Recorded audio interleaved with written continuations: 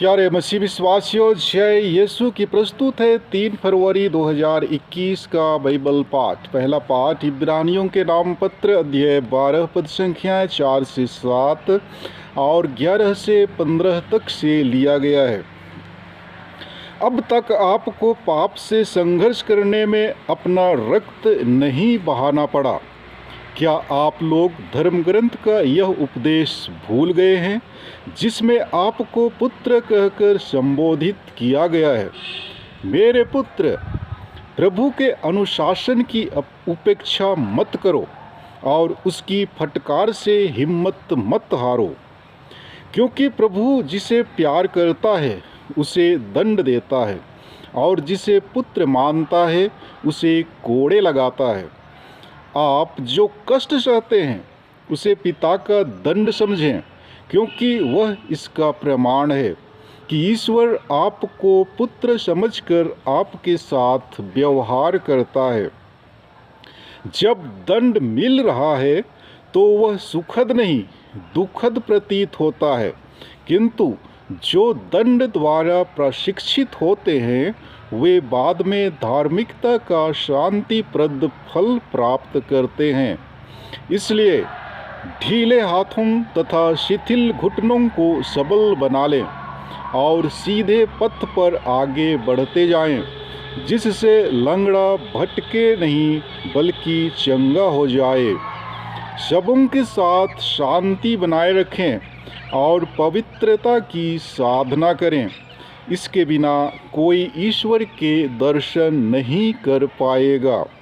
आप सावधान रहें, कोई ईश्वर की कृपा से वंचित न हो। ऐसा कोई कड़वा और हानिकर पौधा पनपने ना पाए जो समस्त समुदाय को दूषित कर दे।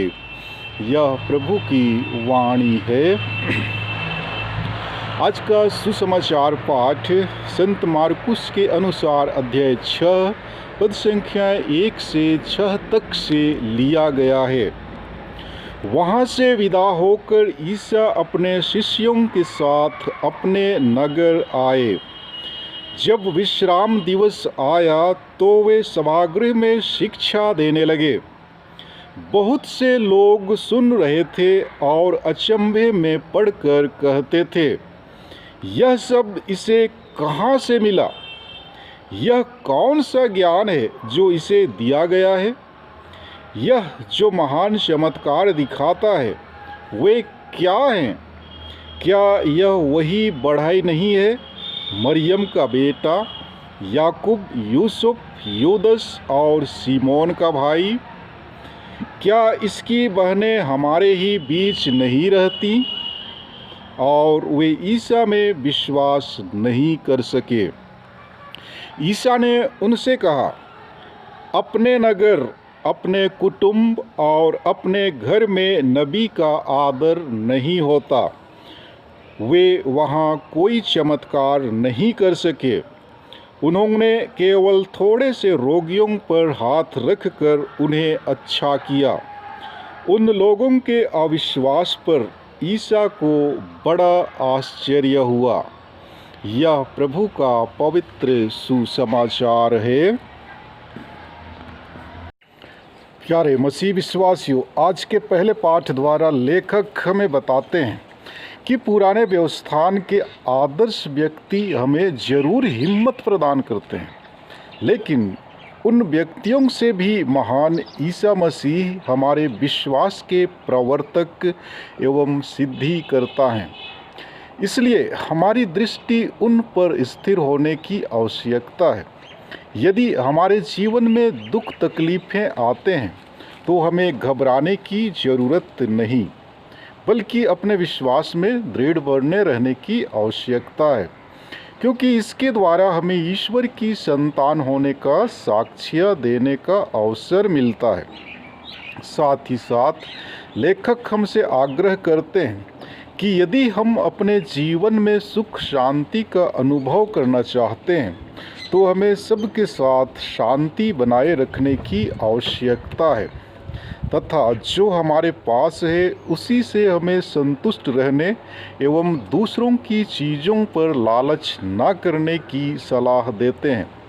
और आज का सुसमाचार पाठ प्रभु यीशु की मानवता को हमारे सामने प्रस्तुत करता है। हम मनुष्यों की ही भांति यीशु भी समाज में अपनी अस्वीकृति पर अपने ही लोगों द्वारा त्यक्त महसूस करते हैं। यीशु इसे पहली और अंतिम बार ऐसा महसूस नहीं किया था, वरन अपने मिशन कार्यों से लेकर क्रूस एवं अपनी मृत्यु तक वे त्यक्ते गए थे। जी हाँ प्यारे मसीह विश्वासियों, जैरुस की बेटी को चंगा करने के बाद वे अपने शिष्यों के साथ अपने नगर गलीलिया गए, जहाँ अपने ही नगर वासियों द्वारा उनका तिरस्कार किया जाता है। ईसा के साथ साथ उनके शिष्य भी नगरवासियों के अविश्वास और बहिष्कार के साक्षी बने और उसे उन्होंने अनुभव भी किया। जब यीशु विश्राम दिवस के दिन सभागृह में शिक्षा दे रहे थे तो उनकी शिक्षा को सुनकर लोग अचंभे में पड़ गए और उनका आश्चर्य उनके मन में कई प्रकार के सवालों को उत्पन्न करने लगा और उन्हें अविश्वास की ओर ले गया। लोग विश्वास करने में असमर्थ थे क्योंकि वे ईसा के भाई बहनों एवं उनके घर परिवार वालों को अच्छी तरह से जानते थे। उनके मन की बातों को जानकर यीशु ने कहा कि अपने नगर, अपने कुटुंब और अपने घर को छोड़कर नबी का अपमान कहीं नहीं होता है। इस तरह हम देखते हैं कि ईसा के प्रति विरोध या उनके प्रति बहिष्कार का दायरा बढ़ता जाता है। प्रारंभ में शास्त्री और फरीसी उनका विरोध प्रकट करते थे, लेकिन बाद में उसके स्वयं के सगे संबंधी एवं नगरवासी भी उनका विरोध करने लगे। प्यारे मसीह विश्वासियों, यह सत्य है कि जो लोग दूसरों की भलाई के लिए कार्य करते हैं उनके जीवन में कई प्रकार की दुख तकलीफ़ें प्रवेश करती हैं। यदि हम कलकत्ता की मदर तेरेसा की जीवनी पढ़ेंगे तो हमें ज्ञात होगा कि उन्हें तरह तरह की अपमानों को सहना पड़ा था। लोग उन्हें गालियां एवं उनका मजाक उड़ाया करते थे, लेकिन उन्होंने कभी हार नहीं माना। उसने अपने सेवा कार्य को जारी रखा और आज हम देखते हैं कि उनके द्वारा जो शुभ कार्य की शुरुआत किया गया था संपूर्ण दुनिया में व्याप्त है। जी हाँ मेरे प्यारे मसीह विश्वासियों, स्वयं प्रभु ने अपने शिष्यों से कहा था कि यदि उन्होंने मुझे अस्वीकार किया है तो वे तुम्हें भी अस्वीकार करेंगे। अतः प्रभु के इन वचनों को अपने हृदय में संजो कर रखने की आवश्यकता है। जब हम प्रभु द्वारा सौंपे गए कार्य को करना आरंभ करेंगे तो हमें कई प्रकार के दुख तकलीफ़ों से गुजरना पड़ सकता है।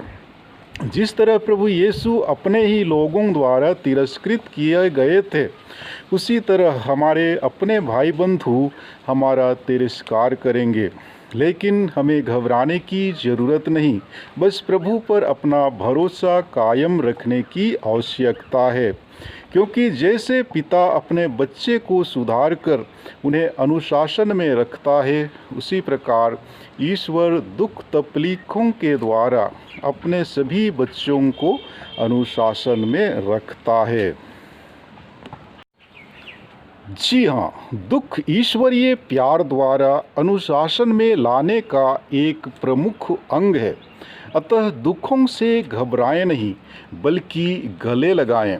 यद्यपि यह पीड़ादायक है, लेकिन यदि हम अपने जीवन में दुखों को ईश्वर का वरदान समझकर खुशी से स्वीकार करते हैं तो ये दुख तकलीफ़ें हमारे जीवन में पवित्रता एवं अच्छाइयों को जन्म देगी।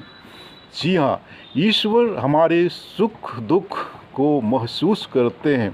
प्रभु अपने मिशन कार्यों को आगे बढ़ाने के लिए हम सभी को आमंत्रित करते हैं। और इस कार्य को आगे बढ़ाने के लिए लोगों का विश्वास महत्वपूर्ण भूमिका अदा करती है।